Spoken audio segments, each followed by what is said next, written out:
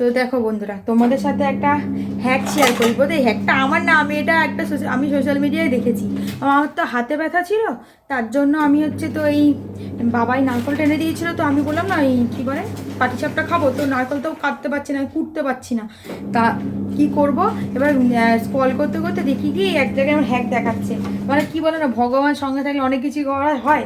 তো এখানে আমি আমি আগে তোমাদেরকে বলিনি কেন, আমি ভাবছিলাম আমি আগে নিজে ট্রাই করে দেখি যে হয় কি হয় না, তারপরে আমি তোমাদেরকে জানাবো। তো হয়েছে, দেখো এটা বলেছিল কি, এই নারকল প্যাকেট আমি ফাটিয়েছি, এটা এক্ষুনি মানে টানলেই বেরিয়ে যাবে।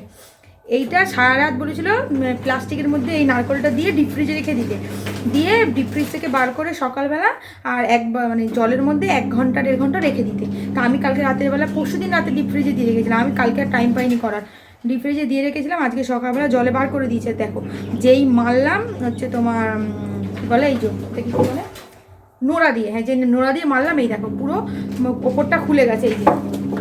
এই যে ওপরটা ভেঙে, এই যে জল ঢালাতে ওপরটা এই যে পুরো খুলে গেল ওপরটা। আর এইটা এখন টানলেই করে এই যে এইটাও পুরো বেরিয়ে যাবে। এবারে দাঁড়াও, এটা বের করে আর দেখাচ্ছি। এই দেখো এইটাও পুরো বেরিয়ে গেছে।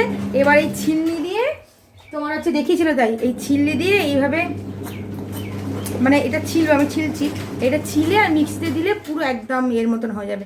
আমি আগে এটা জানতাম না, আগে জানলে কবেই খাওয়া হয়ে যেত। তো এখন জানলাম, তাই জন্য আজকে করবো এটা পাটিসাপটাটা।